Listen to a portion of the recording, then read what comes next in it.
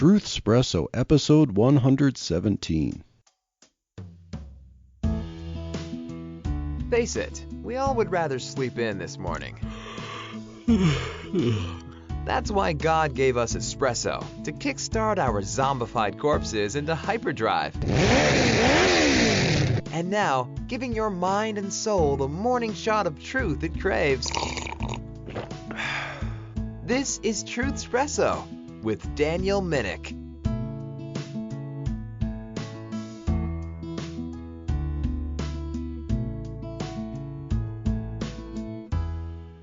Well, hey, this is Daniel Minnick coming at you with a special episode of Truthspresso. So why do I want to say special? Well, I actually hope that this is not a special episode of Truthspresso, but it's special for this first time venturing out into this type of recording.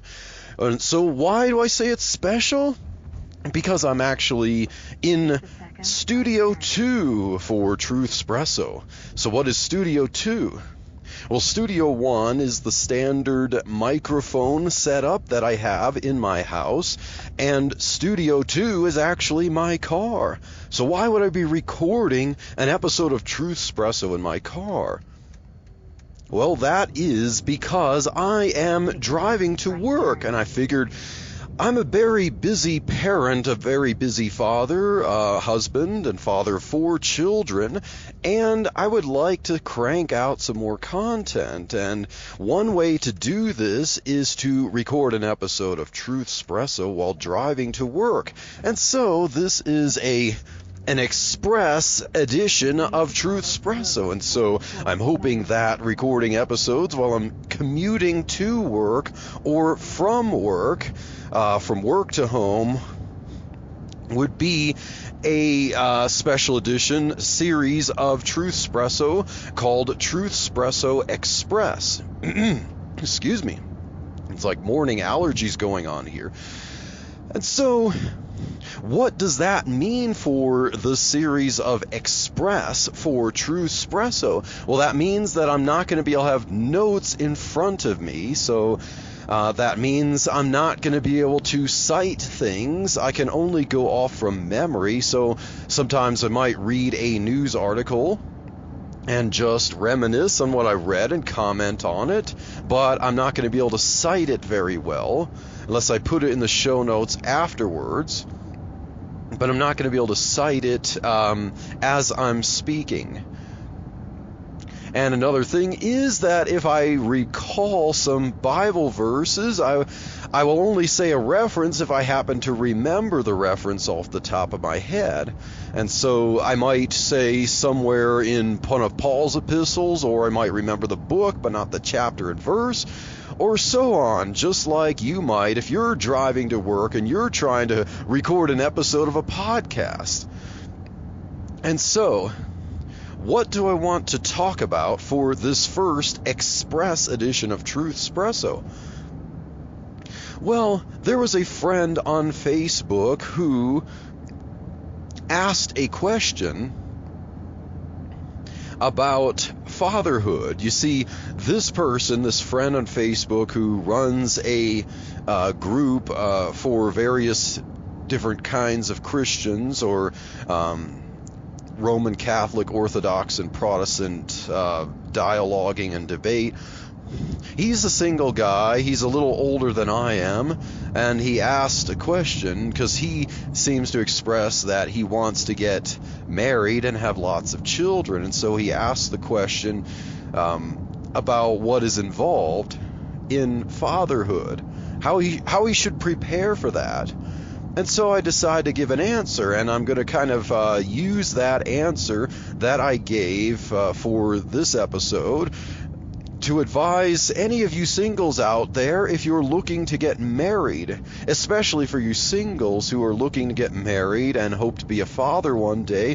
What can you expect and what should you do as a husband and father?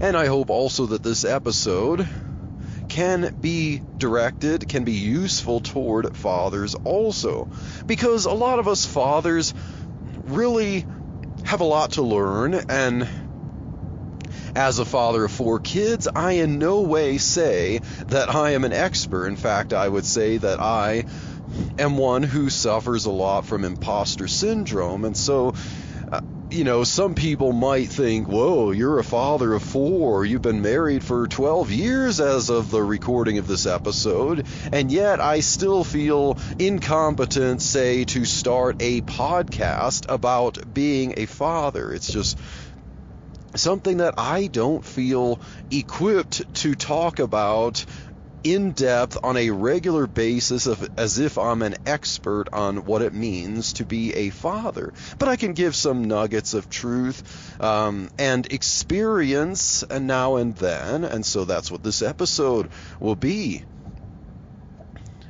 And I'm just heading down the road here, getting close to the highway, heading on my way to work, passing the ubiquitous Chick-fil-A that was just remodeled recently to accommodate people driving through and providing heaters, especially for the winter, with people having to be outside and so on, because who knows what's going to happen with restrictions for COVID and so on, if the indoor dining is going to be forbidden during the fall and the winter when it gets colder, and so Chick-fil-A was trying to accommodate for that. Okay, getting close to the highway and getting close to the expressway for the topic at hand on this episode. So, what should single men looking to be a husband and a father, hoping to get married and wanting to have children, do right now? And I know some, especially the person who asked this, who is an older guy, the first piece of advice I would say is wait. Wait on the Lord. Isaiah chapter 40, and I forget the verse number, but it's toward the end of the chapter where it says, "They that wait upon the Lord, Yahweh, shall renew their strength. They shall mount up as wings as eagles. They shall run and not be weary. They shall walk and not faint." And so my first piece of advice is to wait. Now, I know that's probably not the piece of advice you would hope for if you feel like saying, hey, I've been waiting all my life. I've been waiting way too long. Well, I would say that the first piece of advice is to continue to wait, but to wait with faith, and don't jump into anything hastily, because that can be a problem. If you're quick to jump into something out of desperation, that is not the best thing, because if you think you're in the frying pan right now waiting for a spouse and you're growing impatient, the worst thing would be is to jump into a relationship without vetting it out, without waiting on the Lord, and go from the frying pan into the fire. Because the Apostle Paul does say that if you're single, you have freedom to minister as unto the Lord, but if you're married, you please your spouse. And so you want to make sure that if you get a spouse, it is someone with whom you can love, you can work together for the Lord. You want to vet out a spouse, and I don't mean like as a beauty pageant or something like that. We're not talking about American Idol or, that whatever British show about Britain's Got Talent, something like that. We're not lining up a bunch of candidates in a row and picking one based on some kind of external characteristic. No, when I say to wait upon the Lord, I mean you be the person that you think a potential wife would love. You want to be someone with whom a wife can actually desire to be a wife. You don't think of marriage in terms of, okay, when I get a wife, I want someone to do this and this and this and this for me. No, that's not the purpose of getting married. As my wife Chelsea and I said in our earlier podcast in the series that we're doing on marriage, The goal of marriage is not to look for someone who can do X, Y, and Z for you. You're not looking for someone from whom you can get something. Marriage is a two-ness. There is one flesh there with marriage. There's one goal, one flesh, and you should be looking for marriage as an institution where you can give to someone. And now, yes, there are people who exploit that. I don't want to minimize that, which is part of the reason why I'm saying that waiting and vetting is a good idea. Because if you want to find someone with whom you can give your heart, you want to find someone whom you believe will also give her heart. And I don't mean to say that in saying I'm looking for someone from whom I can get something. No. I'm saying someone who shares your commitment to God and selflessness, because you're looking for someone with whom you can be selfless, and to be selfless, you want someone who shares that ideal. And so that is the best way a marriage can work, is two people giving. I don't mean in a war against each other like, grr, I'm going to make sure that you can't give so I can give, and fighting over false humility there. That's not what I mean at all. So you want to wait on the Lord. Wait patiently, wait actively. You know, I don't mean wait like sit in the corner and twiddle your thumbs and do nothing. I mean actively look, but be patient and wait on the Lord, waiting and looking for someone, and be slow about it. If you do find someone with whom you can have a relationship, you want to take it slow. You want to build up a friendship. My wife Chelsea and I talked about this.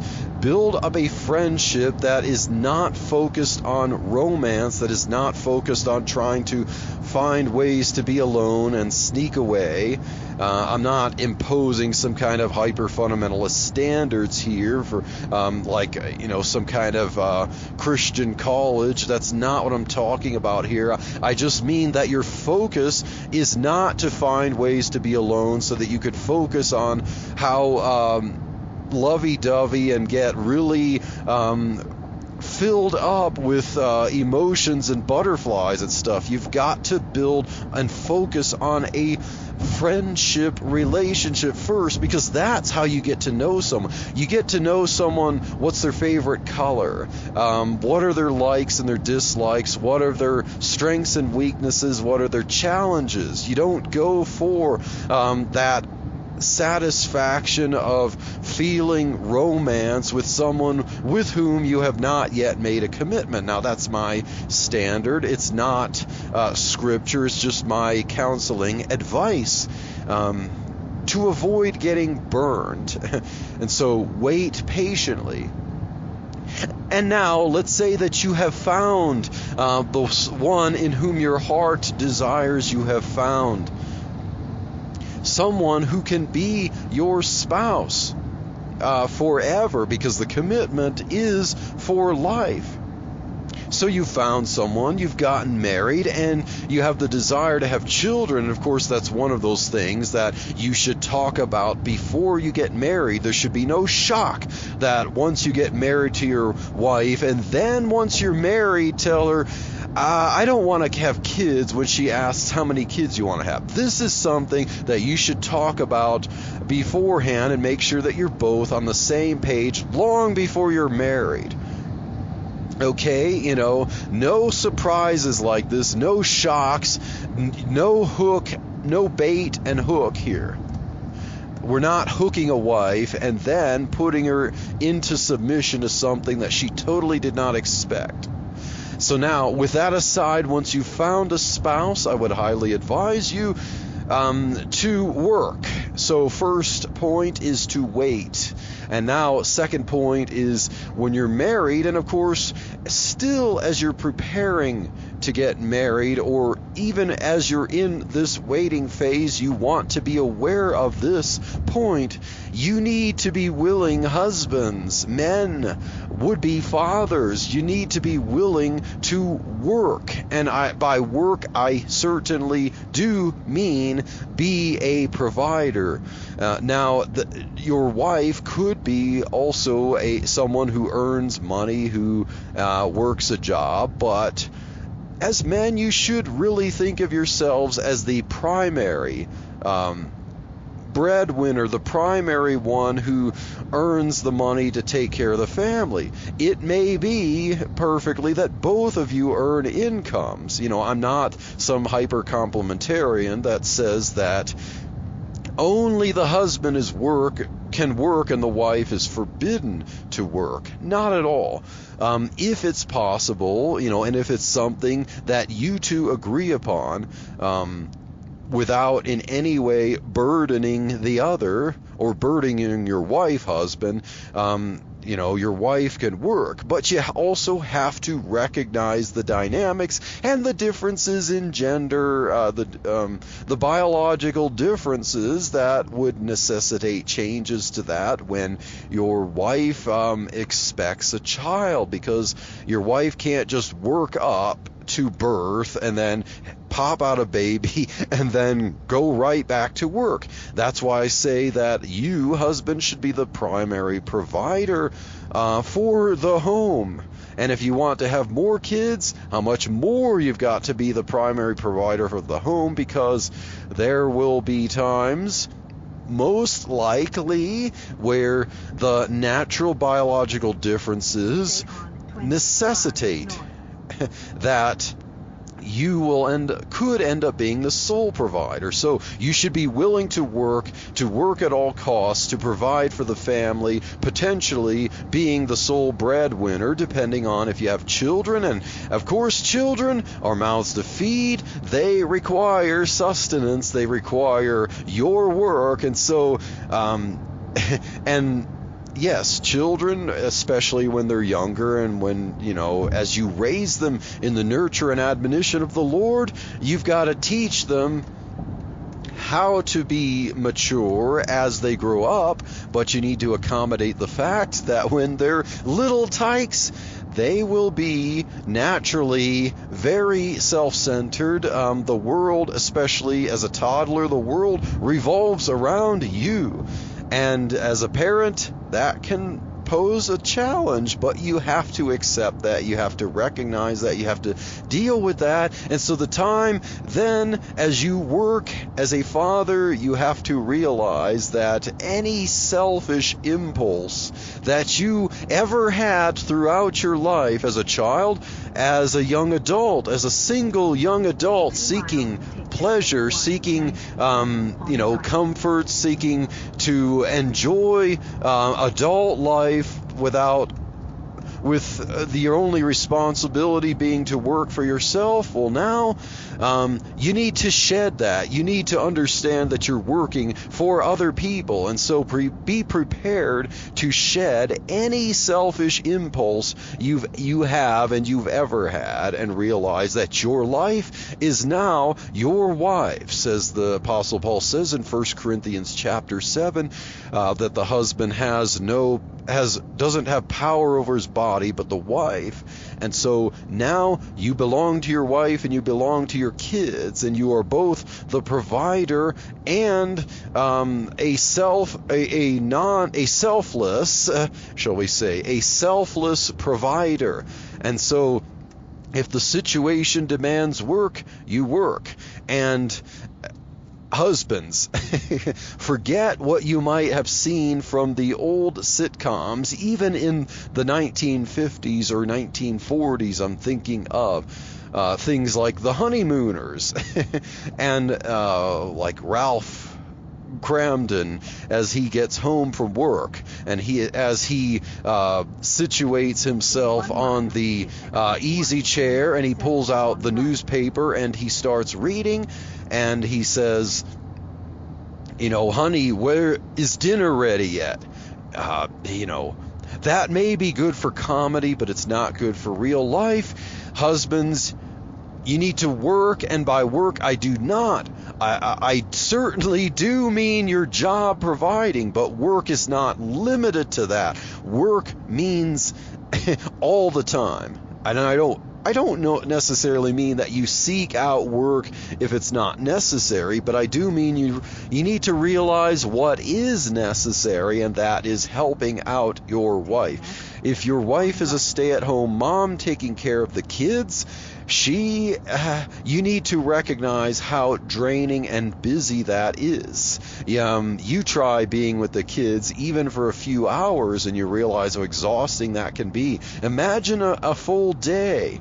And so have respect for your wife, love your wife as Christ loved the church, and realize that she is just as exhausted, and potentially, depending on what kind of job you have, she could be more exhausted than you. So don't come home thinking your day is done and hers has just begun, or still has to go until the end, as the cliche goes, like a man's work is from dawn till the setting of the sun, but a woman's work is never done. Something like that. I think I'm probably totally botching that up, but you get the idea.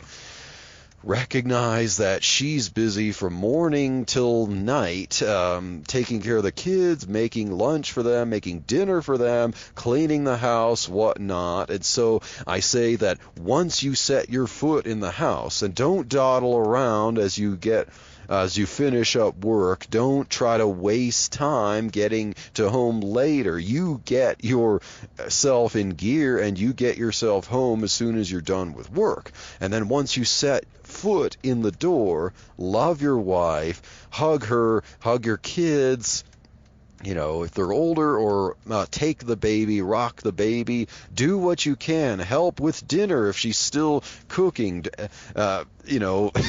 with a smile, laugh if she hasn't finished it yet. It's not a crime. It's something for you to help with. Have no expectations there other than that you serve your wife and your children. You come in, if dinner's not finished, ask what you can do to help out, or if you have to play with the kids while she's finishing it, or you finish it, what have you. Finish dinner. Play with the kids as long as it takes. Take them off her hands for a while. It doesn't matter how tired you are, as I said, even if you're running on 2 hours of sleep and 10 hours of work, it doesn't matter. You're a father, you help. You're a husband, you help your wife out and you play with the kids. Help out with cleaning afterwards. Don't let the dishes pile up, and don't expect that your wife has to continue working her motherly shift long into the evening. You help clean up, clean the counters, wash the dishes, put them in the dishwasher, vacuum the floors. Help out in any way that you can. If you see something that needs to be done, you help out with it. I am in no way any kind of hyper complementarian. Now, I'm not an egalitarian either. If anything, I'm neither complementarian nor egalitarian, depending how the terms are defined, because my wife and I talked about the pearls and how really bad their books are. They're kind of hyper patriarchalism there. I'm not for that kind of patriarchy, but I'm not in any way for egalitarianism, and I recognize the distinction in genders, and as that naturally leads to more men working and more women being stay-at-home moms, you don't fight nature, and at the same time you don't impose things that are not enforced by nature either. So husbands, learn to cook, learn to clean, help out, take care of the kids. No lounging around during the evening while your wife is still slaving away when she has been working all day, helping out with the kids, doing stuff. So that should be the heart of a husband. That's what I'll tell. any of you husbands any of you would-be husbands wanting to get married and have kids, it's a job. It is done in love, and if you love your wife and if you love your children, you will be a role model, and a role model does not in any way sit around watching his wife work or say, this is a woman's job, this is a man's job, as an excuse. No excuses. You mow the lawn, husbands, and you can help with the dishes, you can help cooking, you can learn to cook, and what have you. And so this brings me to the end of this episode. I feel like it's a little bit abrupt because I'm pulling into the parking lot at work, but I say that, with all that said, being a husband, being a father, is worth it. Even if it sounds like I'm saying it's a lot of work, it's worth it. It's worth every second of it. And so I say stay tuned to the next episode of Truthspresso and any other express editions of Truthspresso.